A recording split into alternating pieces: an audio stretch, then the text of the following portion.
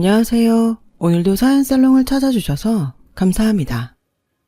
40대 초반 여성입니다. 다들 은혜 갚은 까치에게 아시죠? 뱀한테 잡아먹힐 뻔한 자신을 구해준 나그네에게 은혜를 갚은 까치에게요. 하물며 짐승도 은혜를 갚는 마당에 제 시댁 식구들은 은혜를 원수로 갚으려 들지 뭐예요. 그간 결혼 생활 중에 크고 작은 일들을 통해 어떤 인간들인지 대충 알고 있었지만 이렇게까지 인간 말종인 줄은 정말 몰랐네요. 이런 인간들을 가족이랍시고 지금껏 끼고 살았다니 자다가도 피가 거꾸로 솟을 지경이에요. 그래서 제 얼굴에 침뱉기인 줄 알면서 이렇게 사연을 보내게 되었어요.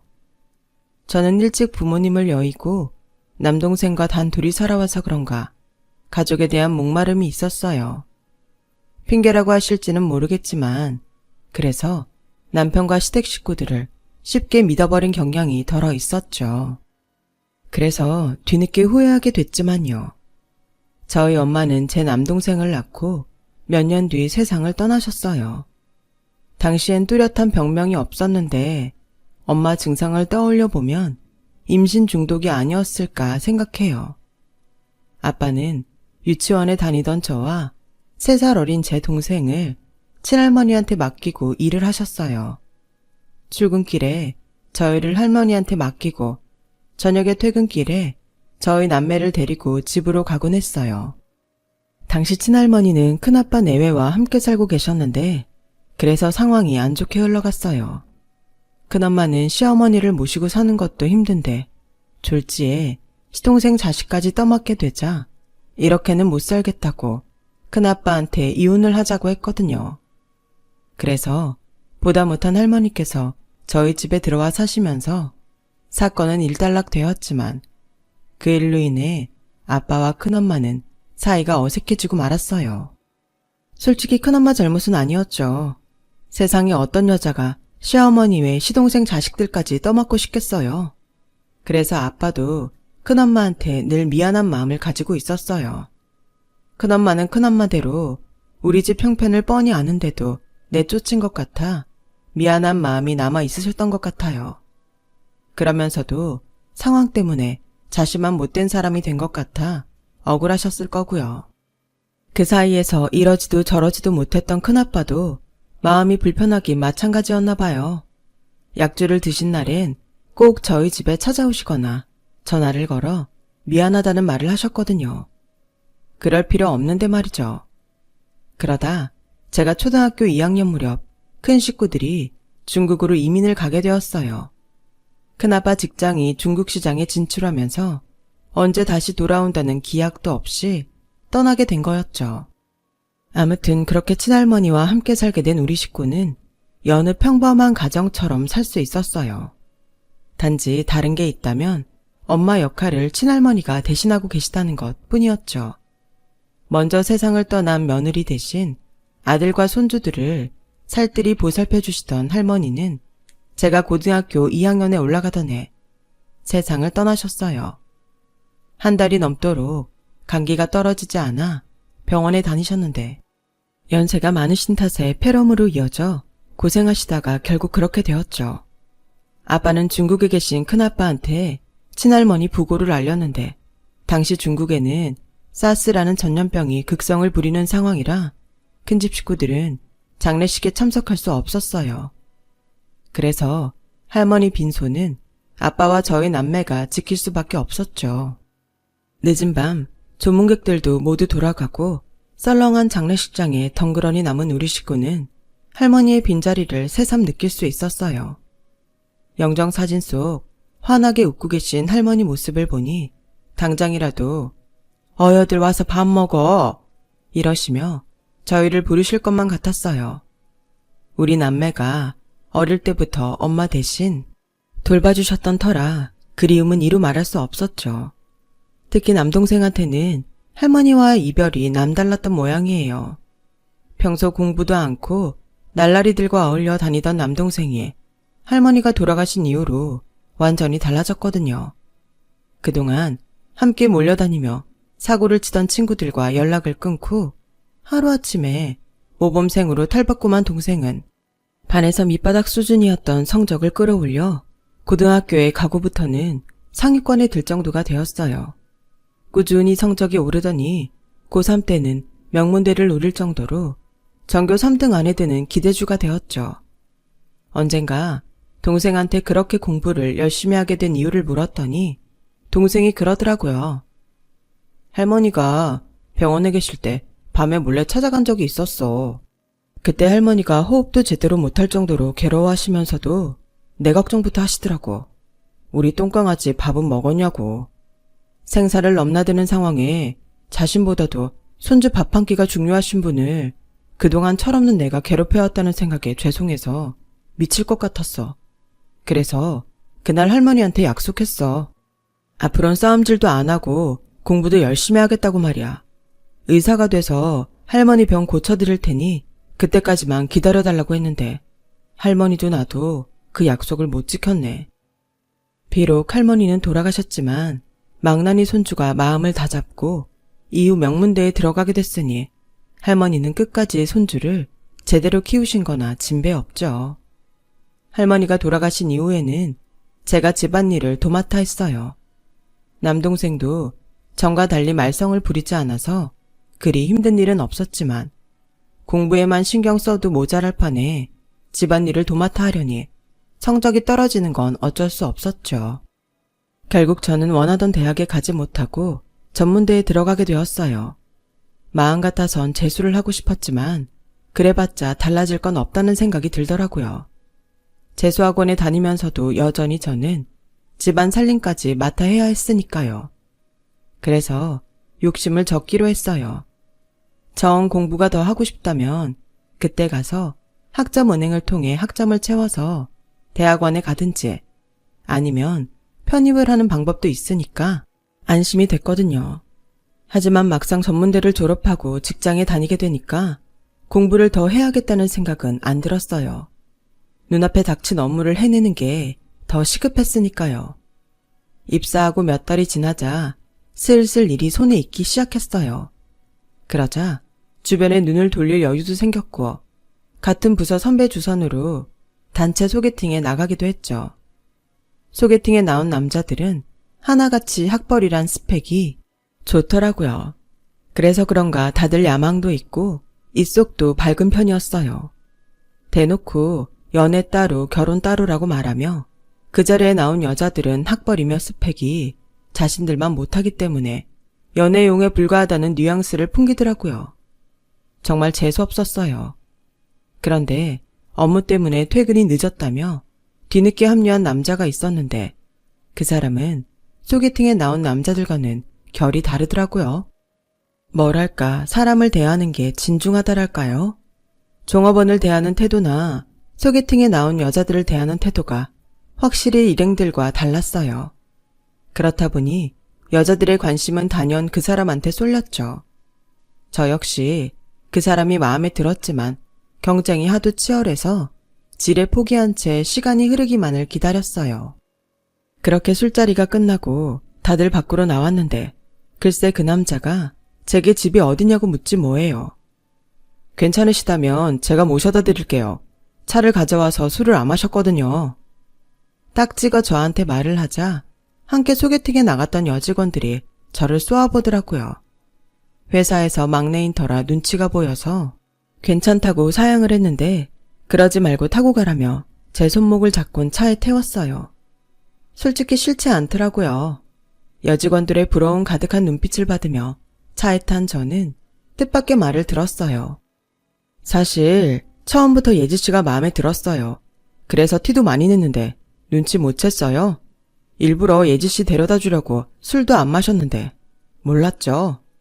저 좀 성급한 것 같긴 하지만 예지씨 나랑 사귀지 않을래요? 생각지도 못한 기습 대시에 깜짝 놀랐지만 내심 기분이 좋았어요. 아직까지 이성을 사귀어 본 적이 없던 터라 설레고 궁금했거든요. 그렇다고 말 끝나기가 무섭게 좋다고 하기는 좀 겸연쩍었어요. 그래서 며칠을 생각해보겠다고 했죠. 그렇게 며칠이 지났어요. 혹시 주말에 시간 되냐고 문자가 왔더라고요. 별다른 약속 없다고 했더니 교외로 드라이브를 가자길래 따라 나섰어요. 국도를 타고 청평에 가서 맛있는 것도 먹고 오는 길에 양평 두물머리에 들러 산책을 했어요. 마음속으론 언제 말을 꺼내야 하나 기회만 노리고 있었죠. 그런데 그 사람이 먼저 말을 꺼냈어요. 생각은 좀 해봤냐고요.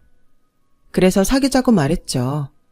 그렇게 생애 첫 연애를 시작했고 그이와 7년 연애를 했어요. 연애 기간이 길어지면 길어질수록 결혼에 대한 걱정이 앞섰어요.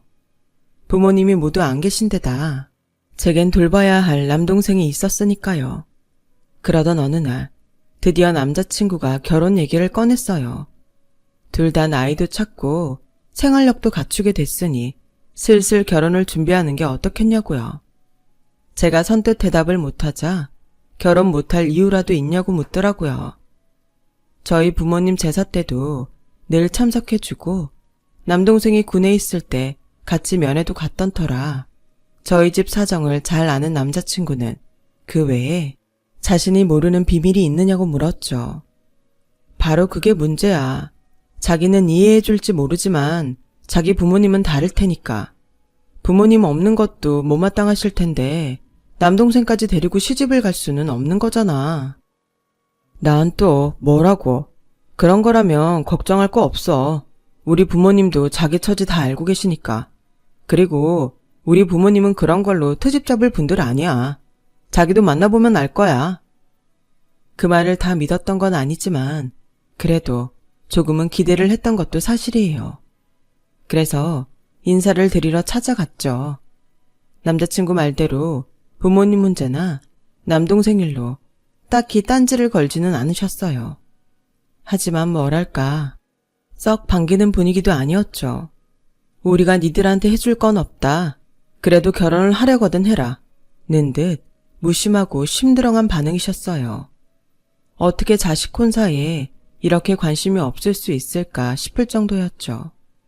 물론 제게는 그게 더 다행이었지만요. 신혼집은 아빠가 물려주신 집에 차리기로 했고 혼수는 꼭 필요한 가구랑 전자제품 몇 개만 구입해 채워 넣었어요. 한마디로 집과 살림을 제가 다 한 거죠. 남동생을 데리고 살기로 했기 때문에 남편과 시댁에 눈치가 보였거든요. 제 딴엔 그렇게 해야 제 동생도 눈치 안 보고 지낼 수 있을 것 같아서 그랬는데 제가 오판을 한 거였죠. 남동생은 갓 결혼한 누나한테 얹혀 사는 게 미안했는지 평일엔 회사 일로 바쁘다고 늦게 들어오고 주말에는 약속이 있다며 거의 매주 주말 휴일을 밖에서 보냈어요.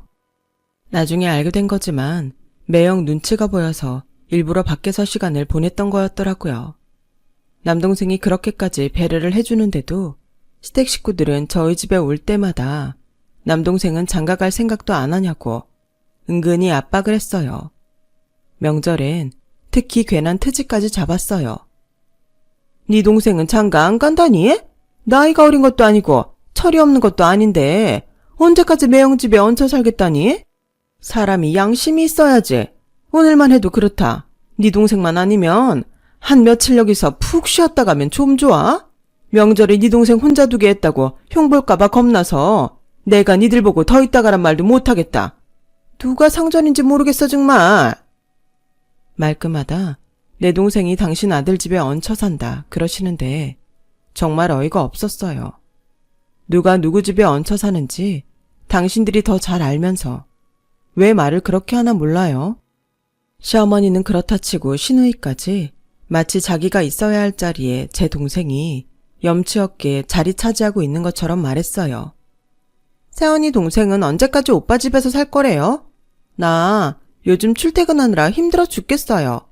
오빠 집에서 살면 우리 회사랑도 가깝고 좋은데 세연이 동생 때문에 내가 뭔 고생이래요? 마치 자기 집에 제 동생이 민폐를 끼치며 사는 것처럼 말하더라고요. 그래서 한마디 하려다가 괜히 분란만 일으킬 것 같아서 참았는데 그때 참지 말고 지를 걸 그랬어요. 그랬다면 지금까지 벙어리 낸 가슴을 앓지 않아도 됐고 이후에 황당하고 어이없는 일도 안 당했을 테니까요. 남동생은 저희 부부랑 함께 사는 동안 생활비도 꼬박꼬박 내고 시댁에 일이 생겨서 목돈이 필요할 때는 목돈도 선뜻 빌려주곤 했어요. 그렇게 3년 가까이 남동생은 우리와 함께 살다가 회사 근처에 오피스텔을 얻어 독립을 했어요. 남동생이 집을 나가자 기다렸다는 듯 시누이가 저희 집으로 들어왔어요. 그동안 내 동생을 데리고 살았기에 저는 싫은 내색조차 할 수 없었죠. 그런데 이놈의 시누이가 어찌나 염치가 없는지 지가 신은 스타킹 한 번 빠는 적이 없는 거예요. 제 동생은 저 힘들까봐 청소기도 돌려주고 종종 빨래도 해주곤 했는데 시누이는 그와는 정반대였어요. 거기다 반찬 투정은 어찌나 해대는지 집에 맞는 반찬이 없으면 보란듯이 배달음식을 시켜 먹곤 했어요.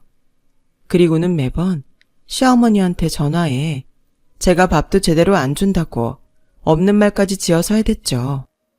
그럴 때마다 시어머니는 제가 당신 자식들을 굶기기라도 하는 줄 아는지 득달같이 반찬을 싸들고 찾아왔죠. 그렇다 보니 평일이고 주말이고 제가 쉴 틈이 없는 거예요. 그러다 급기야 저희 집에서 시댁 제사까지 지내자고 하는 거 있죠. 아들, 딸의 며느리까지 이 집에 사는데 여기서 지내는 게 편하지 않겠니? 니들 오가며 길에서 버리는 시간도 아끼고 말이야.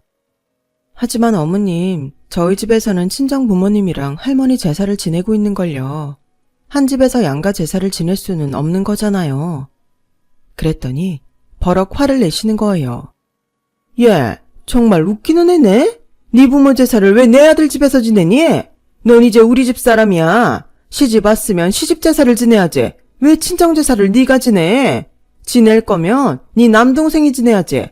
그럼 지금까지 내 아들을 니네 집 제사 지내는데 부려먹은 거냐? 세상에 기가 막혀서 내가 이럴까봐 처음부터 니들 결혼 탐탁치 않았어. 그래도 부모 없다고 안 받아주면 너무 매정한 것 같아서 불쌍해서 참고 받아줬더니 네가 은혜를 원수로 갚아? 너 이럴 거면 당장 이혼해. 더는 너처럼 배응망덕한 며느리 못 봐주겠으니까 나가라고. 어머님, 제가 이런 말까지는 안 하려고 했는데요. 더는 안 되겠네요. 여기 저희 집이에요. 저희 부모님이 주신 집이라고요. 부모님 집에서 내 부모 제사 지내는데 그게 잘못된 건가요? 제 남동생 보고 지내라고요.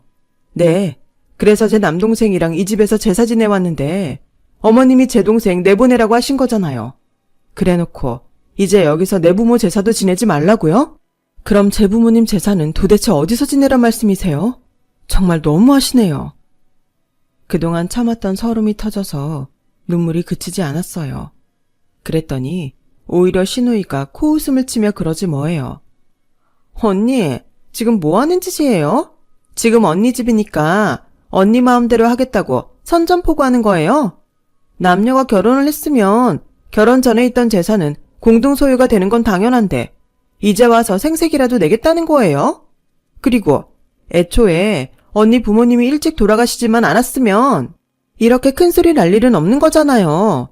이 모든 잘못은 일찍 죽은 언니 부모님 잘못인데 왜 우리 엄마한테 따져요? 한 번만 더 우리 엄마한테 큰 소리 내면 그땐 내가 안 참아요. 시누이의 황당한 소리에 잠자코 듣고 있던 남편이 버럭 소리를 질렀어요. 이 기집애가 어디서 손이 옳기한테 큰 소리야. 너야말로 한 번만 더 이따위를 굴었다간 내가 가만 안 둘 줄 알아? 엄마도 그래. 이 사람 1년에 하루 부모님 생각하며 동생이랑 제사 지내는데 그걸 뭐라 그러면 어떡해? 솔직히 나 결혼할 때 엄마가 해준 거 하나도 없잖아. 그래놓고 이 사람한테 집 문제로 따지는 건 반칙이지. 암튼 제사는 각자 집에서 지내는 걸로 하고 여기서 끝내는 걸로 해. 남편이 나서서 중재를 해준 덕분에 시댁 제사는 이전처럼 시댁에서 지내기로 했어요. 생각 같아선 시누이한테 이참에 니네 집으로 가라고 하고 싶었지만 차마 그 말까지는 할 수 없겠더라고요. 남편이 기껏 저를 위해 나서줬는데 제가 그런 말까지 하면 우리 부부 사이도 벌어질 것 같았거든요. 시누이는 저희 집에서 2해를 더 살다가 결혼을 하는 바람에 집에서 나가게 됐어요. 시누이가 나가자 그제야 저는 봄을 맞은 나비처럼 자유로워졌죠. 마음이 편해서 그런가 그동안 아무리 노력해도 안 생기던 아이를 갖게 됐고 이듬해 딸을 낳았어요. 남동생은 조카가 생겼다며 값비싼 아기 침대를 선물로 해주었죠. 반면 시누이는 귀저귀 한 장 안 해주면서 여우같이 제 동생이 사준 아기 침대를 노리더라고요. 이거 진짜 비싼 건데. 언니, 아기 침대는 절대 남 주지 말고 나한테 물려줘야 돼요. 기스 안 나게 조심히 쓰다가 그대로 달라고요. 알았죠? 비싼 건 알아가지고 임신도 안 한 게 침대 가져갈 생각부터 하더군요. 그 꼴이 하도 얄미워서 일부러 대답도 않고 못 들은 척 했어요. 그랬더니 지 오빠한테까지 아기 침대는 나중에 자기 달라고 부탁을 하더군요. 하지만 시누이 소원은 이루어지지 않았어요. 시누이가 문제인지 시누이 남편이 문제인지 아가가 생기지 않았거든요. 병원을 다니면서 할 수 있는 건 다 해봤지만 몸과 마음만 지칠 뿐 아무런 성과가 없었어요. 아무리 미운 시누이라지만 같은 여자로서 측은지심이 생기더군요. 내가 직접 애를 낳아보니 애타게 아기를 바라는 마음을 더더욱 뼈저리게 느낄 수 있었던 것 같아요. 툭하면 저희 집에 찾아와 감나라 배나라 사사건건 참견을 하던 시누이는 그때부터 저희 집의 발길을 뚝 끊었어요. 제 딸을 보면 더더욱 아기를 갖고 싶은 마음이 커져서 그랬나 봐요. 한편 제 남동생은 대학 동기와 오랜 연애를 해오다 결혼 얘기까지 오가게 되었어요. 전부터 저희 집에 자주 드나들던 친구라 우리 집 사정도 잘 알고 무엇보다 제 동생을 저보다 더 아껴주는 걸 알기에 저는 두 사람의 결혼을 쌍수들고 환영이었죠. 하지만 제가 그랬던 것처럼 남동생도 집안 사정 때문에 장인 장모님의 결혼 허락이 쉽지 않을 것 같아서 한편으론 걱정이 됐어요. 비록 우리 남매가 고하긴 하지만 아빠와 할머니 사랑을 충분히 받고 자랐고 어디 가서도 남의 눈총받을 짓을 한 적 없는데도 결혼을 앞두곤 우리 잘못도 아닌 일로 죄인 취급을 받아야 하는 게 서글프더라고요. 자식이 부모의 이른 죽음까지 책임지며 살아야 한다는 건 너무 가혹한 일이잖아요. 아니나 다를까 남동생 처가에서도 반대가 있었나 봐요. 저희 부부보다도 연애 기간이 길었던 이유도 그 때문인 것 같았어요. 다행히 남동생이 대기업에 들어가 승진도 동기들보다 빨랐던 덕에 그나마 결혼 승낙은 받을 수 있었지만 상견례 자리에서 본 사돈 내외의 표정은 그리 탐탁치 않아 하는 모습이 역력했거든요. 남동생이 결혼식이 있던 전날 집으로 찾아왔더라고요. 누나, 엄마랑 아빠가 살아계셨다면 우리가 이런 일로 차별을 받지는 않았겠지? 나 솔직히 좀 억울해. 진짜 열심히 살았는데 부모가 없다는 이유로 죄인 취급을 받는 것도 그렇고 이유 없이 고개 숙여야 하는 것도 그렇고 말이야. 이런 마음으로 결혼해도 행복하게 살 수 있을까?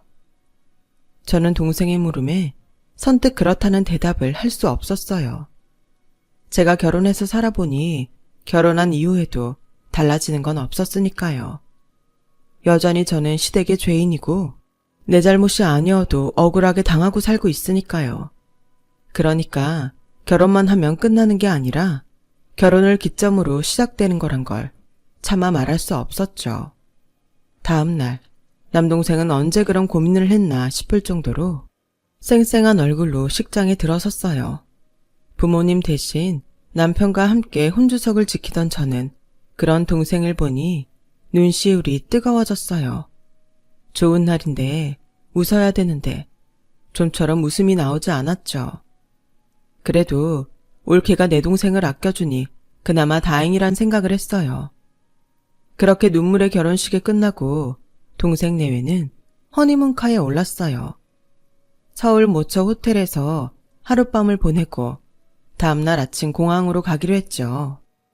그렇게 남동생 내외한테 인사를 하고 돌아섰어요.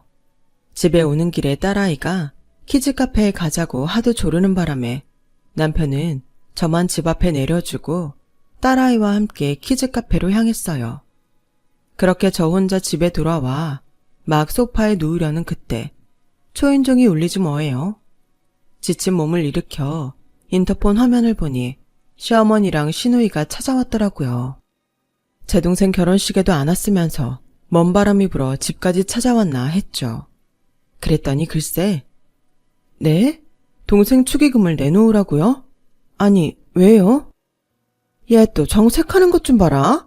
얘, 너 까마귀 고기를 처먹었니?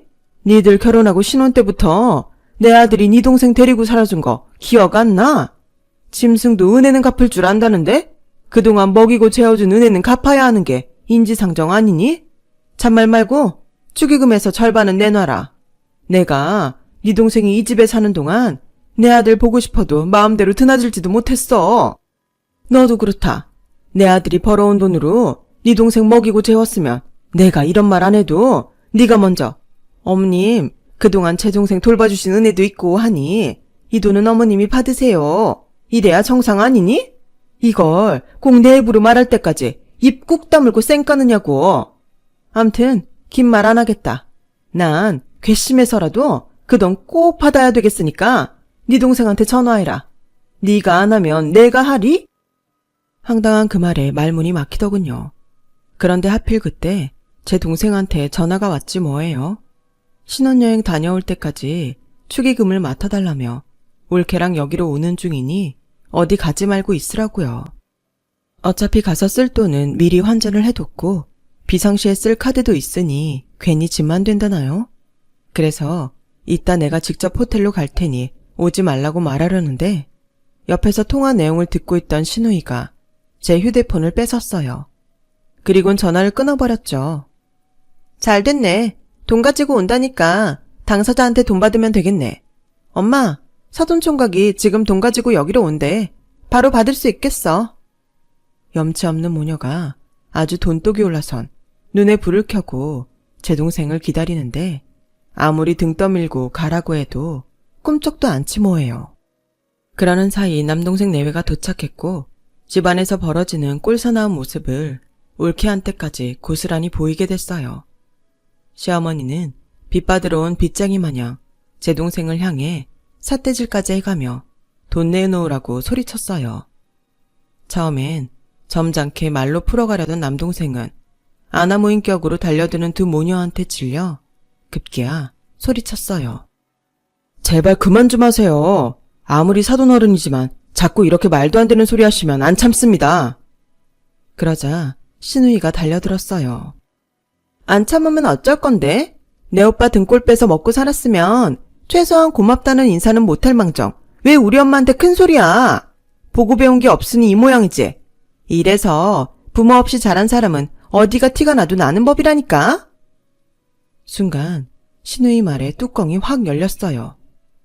너 뚫린 입이라고 함부로 짓거릴래? 뭐? 부모 없이 자라서 티가 나?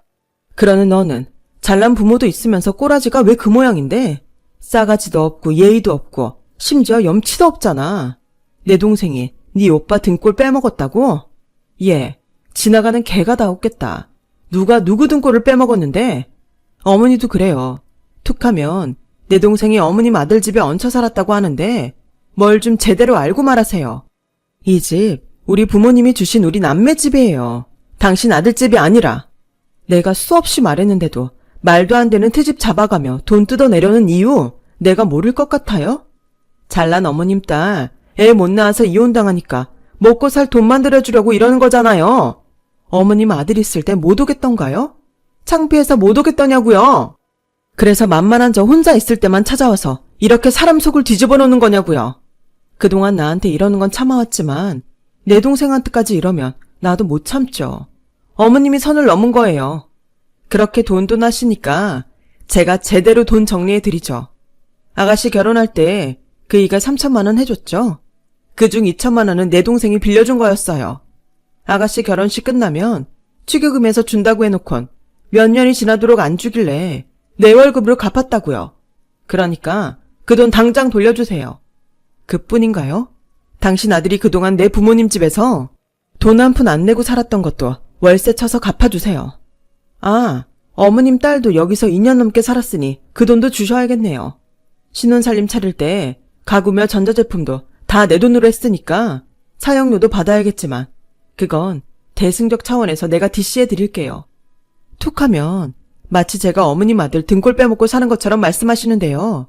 어머님 아들 그렇게 대단하지 않아요. 결혼하고 이날 이때까지 돌아가신 아버님이 저질러 놓은 빚 갚느라 매달 집에 가져오는 돈은 자기 용돈 정도밖에 안 돼요. 그런데도 툭 하면 어머님이랑 정신없는 여동생이 사고쳐서 돈 뜯어가고 생활비 없다고 손 내미는 통에 오히려 내 월급이 더 들어갔다고요. 이참에 그 돈도 다 받아야겠네요. 어차피 통장 내역에 다 찍혀 있으니 계산하는 거야 몇 시간이면 될 겁니다.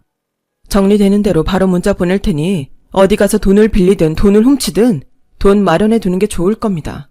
손목에 쇠고랑 차기 싫으면. 아, 그리고 당신 아들도 보내드릴게요. 나도 더는 가족이라는 이름으로 호구짓 당하며 살기 싫으니까요. 그러자 시어머니와 시누이는 꿀먹은 벙어리처럼 아무 말도 못하고 도망치듯 저희 집을 빠져나갔어요. 그제야 다리에 힘이 풀린 저는 자리에 주저앉고 말았어요. 그리곤 억울하고 서러운 마음에 어걱 소리를 내며 울어댔죠. 올케는 그런 저를 감싸 안으며 등을 토닥여 주더라고요. 남동생한테만큼은 이런 꼴을 보여주기 싫어서 꾹 참고 살아왔는데 하필 동생 결혼식 날 못난 누나의 모습을 보이고 말았네요. 얼마 뒤 저는 남편과 별거에 들어갔고 시댁에선 제가 동생한테 대신 갚은 2천만 원을 보내왔어요. 순순히 내준 건 아니고 제가 소송을 걸겠다고 엄포를 놓은 뒤 내용 증명을 보내자 마지못해 보냈더라고요. 나머지 돈은 남편과 이혼할 때 정리해주겠다고 하더군요. 질질 끌면 내가 포기하는 줄 아는 모양인데 저 그 돈 끝까지 다 받아낼 생각이에요. 은혜를 원수로 갚는 배은망덕한 인간들에게 자비는 없는 거니까요. 더 이상 호구짓은 그만하고 저와 딸의 인생을 위해 더 힘차게 살아가려고 합니다. 지금까지 제 사연을 들어주셔서 감사드려요. 소중한 가족과 건강하고 행복하세요.